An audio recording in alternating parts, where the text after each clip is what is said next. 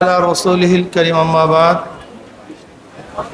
وأعوذ بالله من الشيطان الرجيم بسم الله الرحمن الرحيم إن الله لا يغير ما بقوم حتى يغير ما بأنفسهم صدق الله العلي العظيم সবাই পড়েন সাল্লাল্লাহু আলাইহি ওয়াসাল্লাম। ইসলামী আন্দোলন বাংলাদেশ পিরোজপুর জেলা শাখা কর্তৃক আয়োজিত আজকে গণসমাবেশের সম্মানিত সভাপতি, কেন্দ্রীয় নেতৃবৃন্দ, শ্রদ্ধাভাজন ওলামায়ে কেরাম, সর্বস্তরের জনগণ ভাইরা আমার, আমরা চতুর্থবার দেশকে স্বাধীন করেছি। প্রথম স্বাধীন হয়েছিল ব্রিটিশ থেকে আমরা দেশ স্বাধীন করেছিলাম। সে আন্দোলনের নেতৃত্ব দিয়েছিল মুসলমান, পরবর্তীতে সবাই সংযুক্ত হয়েছে। এরপরে আমরা ভারত থেকে দ্বিতীয়বার 47 স্বাধীন হয়েছিলাম, পাকিস্তান পেয়েছিলাম। আবার 71-এ পশ্চিম পাকিস্তান থেকে আমরা স্বাধীন হয়ে বাংলাদেশ পেয়েছিলাম। আর চতুর্থবার ফেসিবাদ, খুনি, নৈরাজ্যকারী, ধ্বংসকারী, লুটতরাজকারী শেখ হাসিনার থেকে দেশকে স্বাধীন করেছে। তা আমরা কয়বার স্বাধীন হয়েছে ভাই? চারবার স্বাধীন হয়েছি। কেন হয়েছিলাম স্বাধীন? ব্রিটিশ থেকে কেন স্বাধীন হয়েছিলাম? মুক্তি পাওয়ার জন্য, শান্তি পাওয়ার জন্য, অধিকার ফিরে পাওয়ার জন্য। আমরা কেন ভারতে স্বাধীন হয়েছিলাম? ওই একই, বৈষম্য দূর করার জন্য। তৎকালীন সময় সংখ্যাগরিষ্ঠ হিন্দুরা আমাদের অধিকার ফিরিয়ে দিতে পারে নাই, অধিকার রক্ষা করতে পারে নাই বিধায় তাদের থেকে স্বাধীন হয়েছিলাম, বৈষম্য দূর হোক। আবার পাকিস্তান থেকে কেন স্বাধীন হয়েছিলাম? ওই একই কথা, সাম্য, মানবিক মর্যাদা, সামাজিক ন্যায় বিচার প্রতিষ্ঠা করার জন্য। সাম্যতা চাই, অসাম্যতা চাই না, সম অধিকার চাই, মানবিক মর্যাদা চাই, সামাজিক ন্যায় বিচার প্রতিষ্ঠিত হোক, এটা চাই। এই জন্য স্বাধীন হয়েছিলাম। আমার 2024 5ই আগস্ট আমরা কেন স্বাধীন হয়েছি? ওই একই স্লোগান। আমরা সাম্য চাই, আমরা চাই সবার অধিকার, যেখানে বৈষম্য থাকবে না। শ্রমিক তাদের অধিকার পাবে, মজদুর তাদের অধিকার পাবে, জেলে তাঁতেই তাদের অধিকার পাবে, গরিব তার অধিকার পাবে, বিধবা মিসকিন পাবে ছাত্র অধিকার, পাবে একজন মুরব্বী অধিকার, পাবে একজন পুরুষ অধিকার, পাবে একজন মহিলা, এমনকি মুসলমান, হিন্দু, বৌদ্ধ, খ্রিস্টান প্রত্যেকের ধর্মীয় অধিকার পাবে, যেখানে বৈষম্য থাকবে না। এই কারণে আমরা আন্দোলন করেছি। কিন্তু আমি প্রশ্ন করতে চাই, আমার জনগণ বাবারা যারা আমার সামনে আছেন, বারবার আমরা রক্ত দিয়েছিলাম, জীবন দিয়েছিলাম বৈষম্য দূর করার জন্য, কিন্তু আজও কি বৈষম্য দূর হয়েছে? এইটাই ব্যথা, এইটাই কষ্ট, এইটি আমাদের দুঃখ। দেখেন, 5ই আগস্ট বৈষম্য দূর করার জন্য, সবার অধিকারকে ফিরিয়ে দেওয়ার জন্য আন্দোলন করেছি, রক্ত দিয়েছি। জীবনের মায়া ত্যাগ করে রাস্তায় ঝাঁপিয়ে পড়ছিলাম হাজারো মানুষ, লক্ষ মানুষ, কোটি মানুষ। অথচ 5ই আগস্টের পরে জ্বালাও, পোড়াও, মার ধর, আবারও সেই চাঁদাবাজি, দখলদারি, আবারও জুলুম, আবারও অত্যাচার, আবারও অবিচার।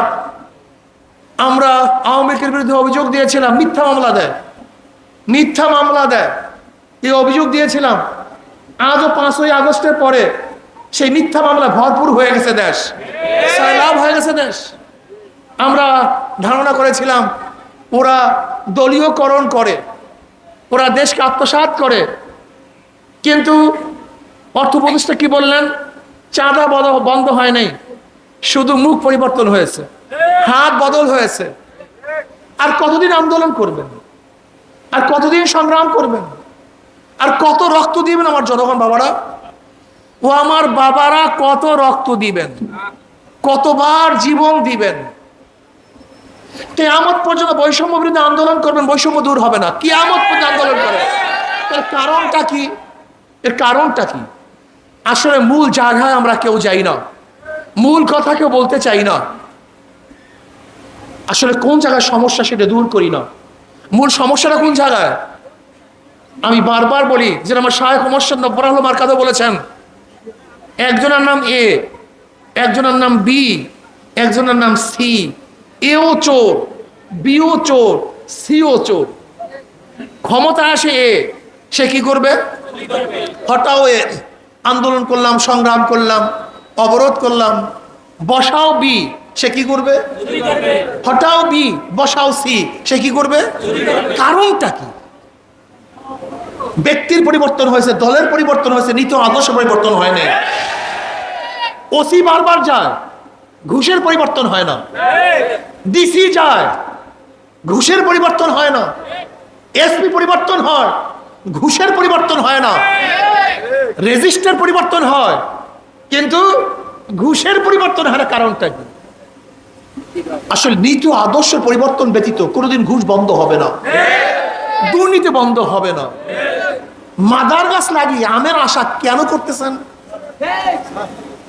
বলতে পারেন, হুজুর জানি তো আপনার আদর্শবান, কিন্তু আপনার ইসলাম, ইসলাম মানি তো আতঙ্ক, ইসলাম মানি ভয়, ইসলাম মানি জানি কি। এইটা পাশ্চাত্যরা, ইসলামের দুশ্মনেরা বিভিন্ন মিডিয়ার মাধ্যমে আপনাদের মাথার মধ্যে ঢুকাতে সক্ষম হয়েছে। ইসলাম মানে আতঙ্ক, ইসলাম মানে আতঙ্ক না, ইসলাম মানে শান্তি। ইসলাম মানে আতঙ্ক না, ইসলাম মানে মুক্তি। ইসলাম মানে আতঙ্ক না, ইসলাম মানে অধিকার। ইসলাম তো প্রত্যেকটা মানুষের অধিকারকে ফিরিয়ে দিয়েছে। ইসলামের অর্থটা কি আপনি জানেন?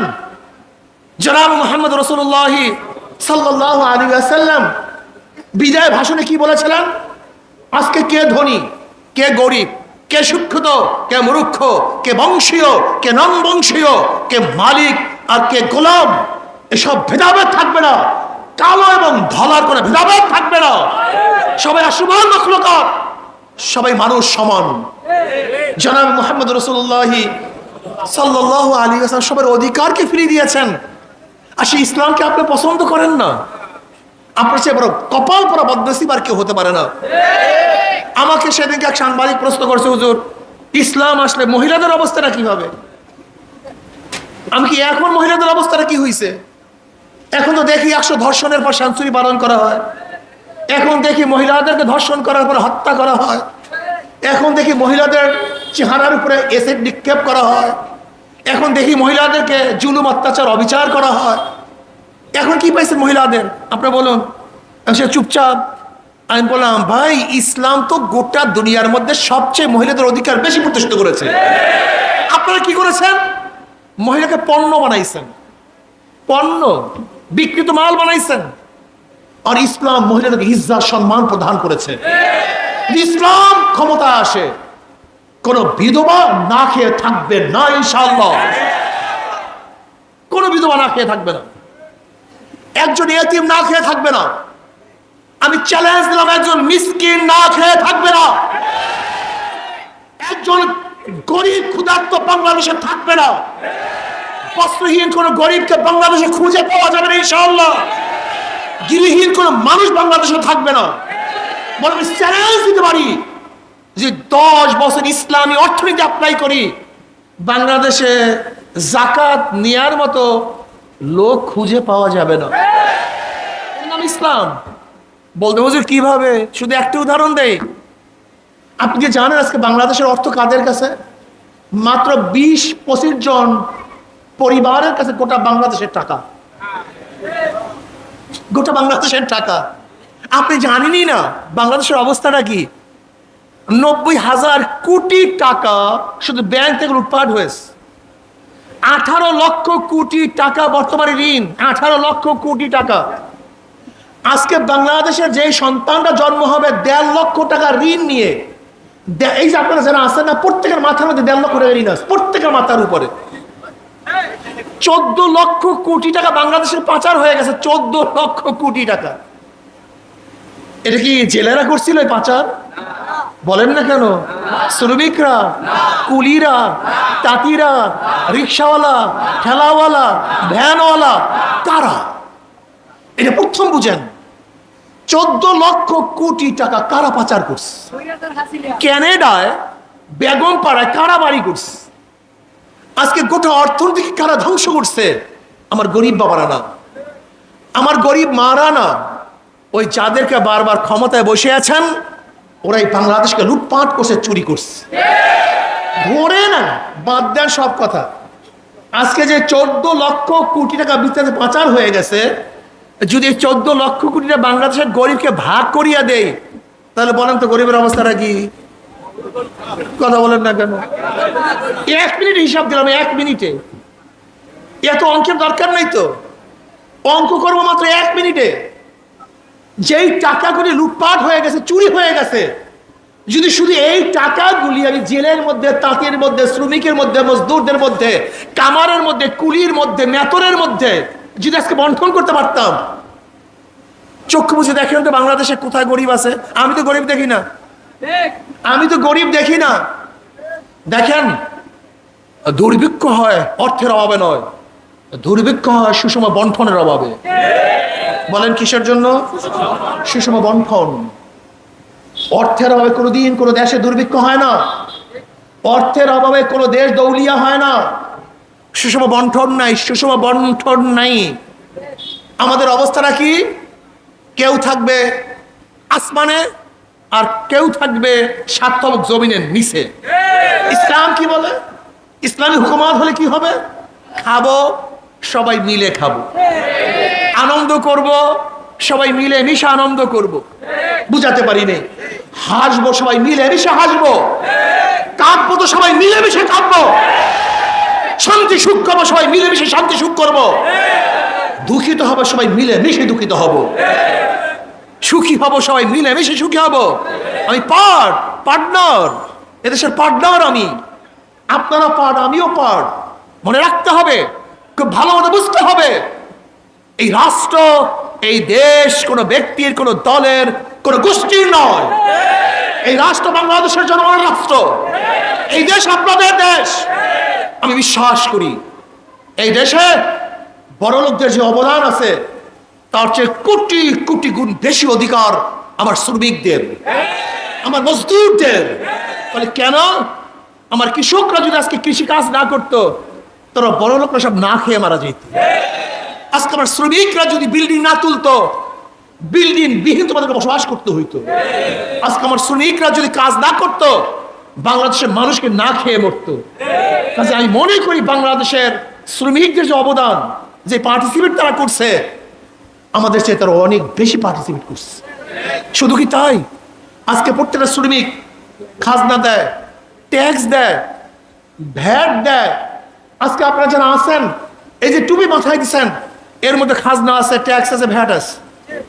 আপনি কি জানেন যে আপনি মোবাইলে ঢুকান 100 টাকা, সেখানে সরকার পায় কত টাকা?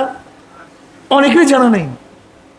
35 টাকার উপরে নেট থেকে সরকার নিয়ে যায় 100 টাকার 35 টাকার উপরে। এই যে একটা মোবাইল কিনছেন, জানেন কত পার্সেন্ট ট্যাক্স? কত পার্সেন্ট ট্যাক্স দিয়ে প্রত্যেকে মোবাইল কিনছেন, জানেন কত পার্সেন্ট ট্যাক্স? জানেনই না। অনেক ট্যাক্স দিয়ে মোবাইলটা কিনতে হয়। আপনি যা কিছু এখানে দেখেন, এইখানে যা কিছু দেখেন, এই কাপড়ের এলসি থেকে শুরু করে, এই ফ্যানের এলসি থেকে শুরু করে, আপনি যে গঞ্জি কিনছেন তার এলসি থেকে শুরু করে, আপনি যে পায়ে জুতা দেন তার এলসি থেকে শুরু করে, আপনি যে চাউল খান তার এলসি থেকে শুরু করে, আপনি যে ডাল খান, এমনকি আপনি যে প্লেটে ভাত খান, এমনকি বাথরুমে যে বন্যা নিয়ে যান, সেই বন্যার মধ্যে আপনার ট্যাক্স ভ্যাট আছে। এমনকি ভিক্ষুক ভিক্ষা করার জন্য যে ঝুড়ি তৈরি করছে, তার মধ্যে সরকারকে ট্যাক্স পে করতে হয়েছে। তাহলে আমরাই তো দেই, এটা আমাদের সম্পদ, সব আমাদের। এই টাকা আমাদের, সরকারি সমস্ত সম্পত্তি আমাদের, কাজে অধিকার আপনাদের। আমি অনুরোধ করবো, 2 হাত জোর করে অনুরোধ করবো, 53 বছরে যারা চুরি করছে, ডাকাতি করছে, ওদেরকে আর ক্ষমতায় বসাবেন না। এটা অনুরোধ করলাম। চিহ্নিত ডাকাতদেরকে, লুচ্চা গন্ডা বদমাশদেরকে আর ক্ষমতায় বসাবেন না। আপনাদের মনে নাই এই আওয়ামী লীগ সরকার আগে যে আন্দোলন হয়েছিল? কেন আন্দোলন হয়েছিল? প্রতিদিন হেডলাইনে দেখতাম বিশাল বিশাল লাইনে এই ট্রান্সফার কেস, এই খাম্বা কেস, এই এত টাকা চুরি, এত টাকা ঘুষ বাণিজ্য আমরা দেখি নাই? আমারও সেটা চাই না, এটা চাই না। এর জন্য জনগণকে ঐক্য হতে হবে। দেখেন কিছু করে লিডার এবং কিছু গুন্ডারা, ওরা প্যাকেজ, এত টাকা গুন্ডানি করবি, তোর এত এত আমার কাছে। গুন্ডাদের কথা বাদ দেন, ওই কিছু দলীয় মাস্তান আছে যে মাস্তানগুলি প্যাকেজ হারে গুন্ডামি করে। জনগণকে ঐক্য হতে হবে। কাদেরকে? জনগণ ঐক্য হন। যদি জনগণ ঐক্য হন, তা বাংলাদেশের মাসনাদে আর কোনো খুনি এবং ডাকাত বসতে পারবে না ইনশাআল্লাহ। আসলে আমরা সবাই ঐক্য হই, ইসলামী আন্দোলনের পতাকা তলে সবাই আসি। খাস করে আমার শেষ কথা হলে এই, অনেক ভদ্রলোক, অনেক ভালো লোক, অনেক যোগ্য লোক রাজনীতিতে আসে না কেন? বলে পচা, গান্দা, খারাপ, কাজে আমি ভালো হিসাবে রাজনীতি করতে পারি না। আমি এই বন্ধুদেরকে বলবো, এই বাবাদেরকে বলবো, যারা পচা রাজনীতির কারণে রাজনীতি আসেন না, আপনার না আসার কারণে রাজনীতি পচা হয়েছে, গান্দা হয়েছে।